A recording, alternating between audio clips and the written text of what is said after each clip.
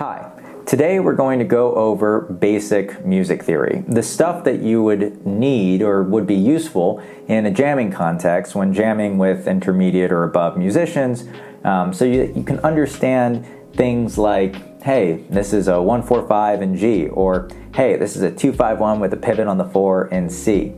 This video is going to explain what that means to you. It's also going to help you understand what data you can extrapolate. Somebody gives you the key center of a song, so if they say this is in C major, how can you extrapolate all the chords and all the tones that are available to you? And also, it's going to help you understand what makes chords different. So when something is a C minor or C major, what does that mean? Well, I'll explain that to you. But let's start with the very basics. You'll notice on your guitar or your keyboard that there are only 12 frets before you start repeating. Likewise, on the keyboard, there's only 12 keys before you get back to the same note that you were at before, just at a higher frequency. Well, that's because there's 12 tones in Western music, how we typically organize it. A, and then there's this spot on your keyboard or your guitar where the same spot is called the two different things, A sharp or B flat. B, C. You have that thing happen again, C sharp, D flat, D, D sharp or E flat, E, F, F sharp or G flat, G, and G sharp or A flat. And then we're back at A. So there's only 12 units of movement on either our guitar or our keyboard. But you'll notice two things. One, as I mentioned, the same spot on your guitar or your keyboard is called two different things. Why? Well, what this means to sharp, it means find the note that I just said and go one unit of movement above it. So one key or one fret above it. So if we find the A note on our keyboard and we go one unit of movement above it, we get this tone called A sharp. Flat means the opposite. Find the tone that I said and go one unit, one fret or one key backwards. And if we do that, we end up at the same spot. If we find the B note and then we go one key or one fret down, we end up at B flat, or where we were when we said that we were at A sharp. There are only two notes where this doesn't happen. You'll notice if you have a keyboard available to you that there is no black key between the B and the C notes, and there's no black key between the E and the F notes. There's just a quirk of how we organize these instruments. You're not going to be able to see this on your guitar, but trust me, if you go to the 7th fret on the E string of your guitar or bass, you're going to get a B, and if you move over one fret to the 8th fret, you're going to get a C note. Likewise, the open note on your guitar or bass is E, but we all know that the first note next to the open note, the low E, is an F. We just have to memorize this on guitar or bass, but luckily on keys we can see this by just the fact that there isn't a black key there. So, when we're talking about music, I want you to take your instrument and play a G note and then a C note. And then I want you to take your instrument and play an E note and an A note. You're going to notice two things.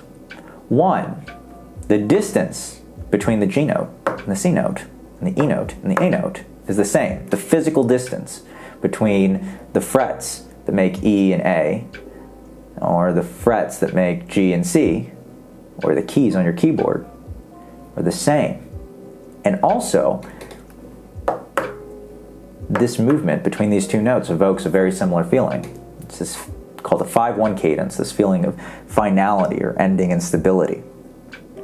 Likewise, if we go one unit of movement, so if you play a C note and then the note next to it, a C sharp, and then an A note, and then the note next to it, an A sharp, you get the same feeling, but the notes are different. That's because when we're playing music, the distance between notes gives our music shape. It's the thing that we're communicating, is the distance between notes. The notes themselves are just the color, right? So if you see a man and he's red, well, it's still a man, he's just a red man. If he becomes a blue man, He's still a man, it's just the adjective has changed.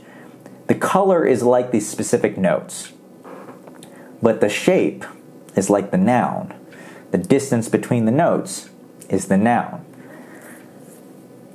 So we have this thing that is really helpful for Western music theory called the major scale. And the major scale is really just a distance between notes at different starting points. So whole step, which is 2 units of movement. Whole step, half step. A half step is 1 unit of movement.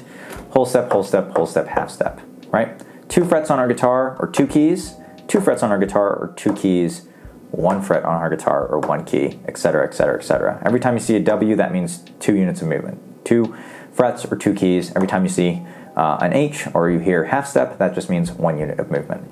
And if we want to make the C major scale, well, we just apply this formula starting from C.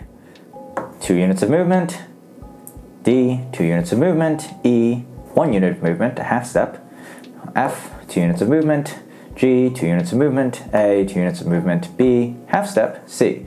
That's how you know that you got your units of movement correctly. You should always end up in your major scale at the same spot that you started. For example, let's do the same thing in A. 2 units of movement, B, 2 units of movement, C sharp, half step, 1 unit of movement, D, 2 units of movement, E, 2 units of movement, F sharp, 2 units of movement, G sharp, 1 unit of movement, A. So, let's look at the C major scale.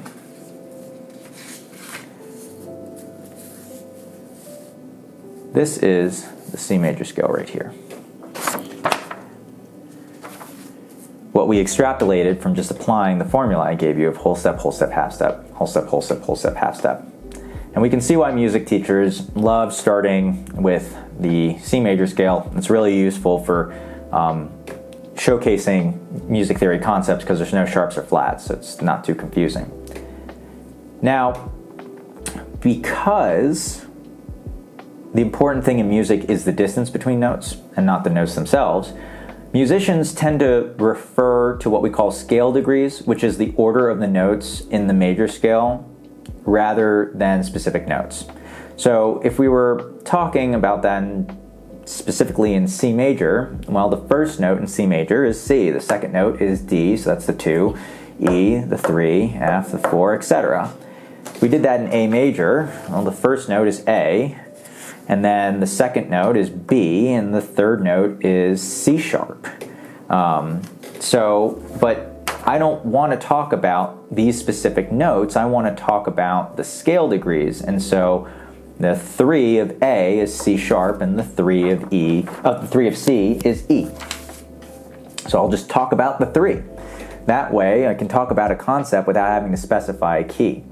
This is what somebody means when they say this is a 2-5-1 in C. What they mean is this is D, G, C, but they instead of saying D, this is D, G, C, they just say this is 2-5-1 in C.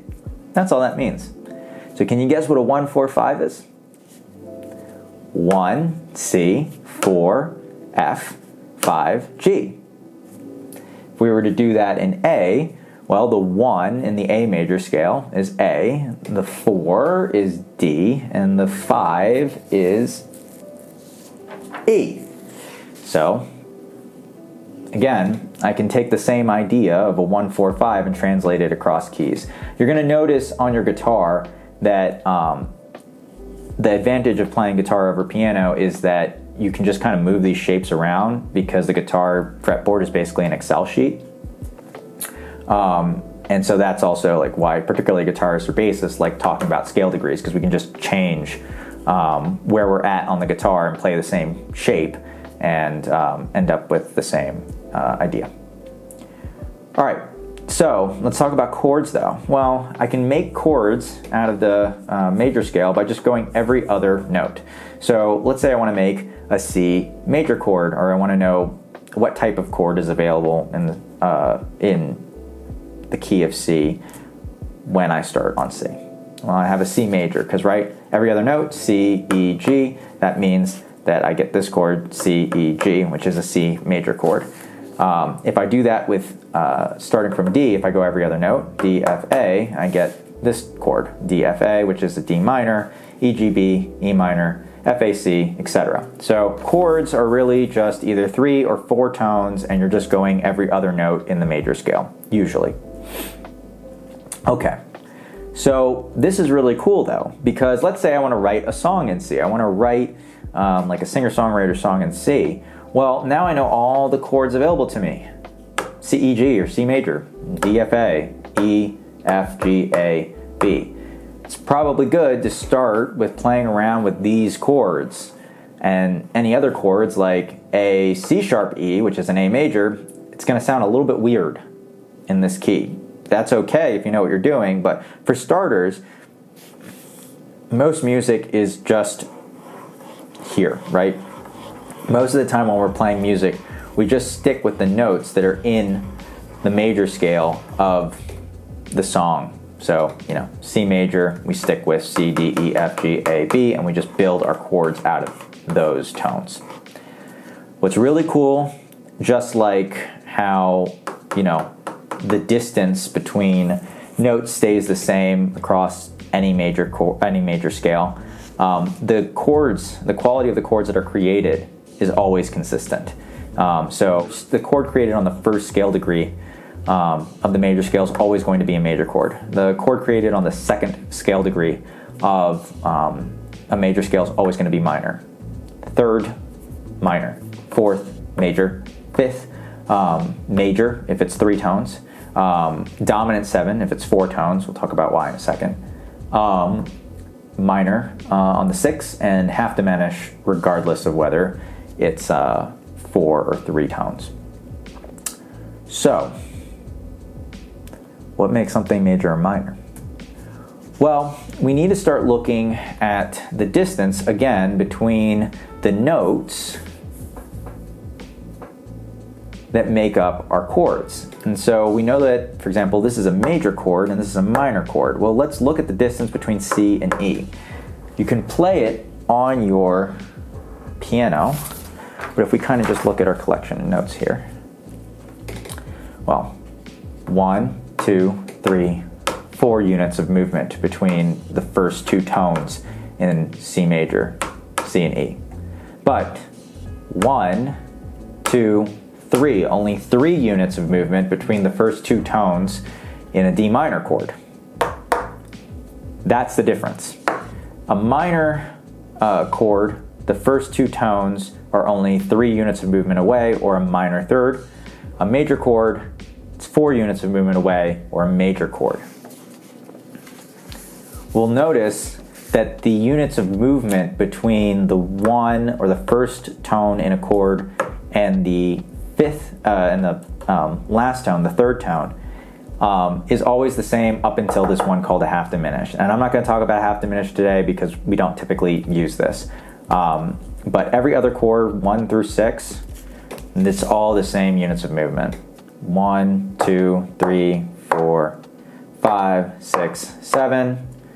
Start on D minor. 1, 2, 3, 4, 5, 6, 7.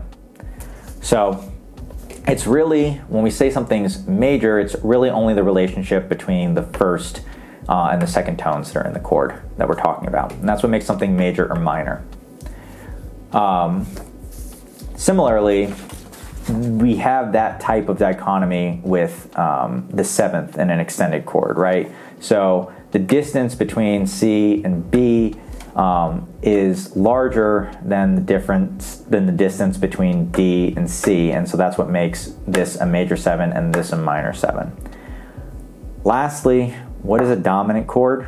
Well, a dominant chord's kind of like a mix between a major and a minor chord, because the distance between the first tone and the second tone is a major third, or the distance here between a C and an E. But the distance between the G and the F is the distance between the D and the C. So it has what we call flat 7 and a major third. And so it's a mix of both. And it's why whenever you see, a letter and a 7 and no clarification of whether that's major or minor, you can use the minor or the major pentatonic, because a dominant 7 is like a mixture between major and minor. So that should be everything that you need to start at a basic jam. Because, for example, if somebody says this is a 2-5-1 in C, well, you know that the 2 is always a minor chord, the 5 is always a major chord, and the 1 is always a major chord. So you know that the 2 in C specifically is D, so that means it's going to be a D minor. The 5 in C is G, so that means it's going to be a G major. And the 1 in C is C, so that's going to be a C major. Comment with any questions. Please like and subscribe, because teaching music is the only way I make a living right now. So for you, it's a momentary press of the button, and for me, it's whether or not I make rent. If this video does well, I'll do another one like this explaining modes.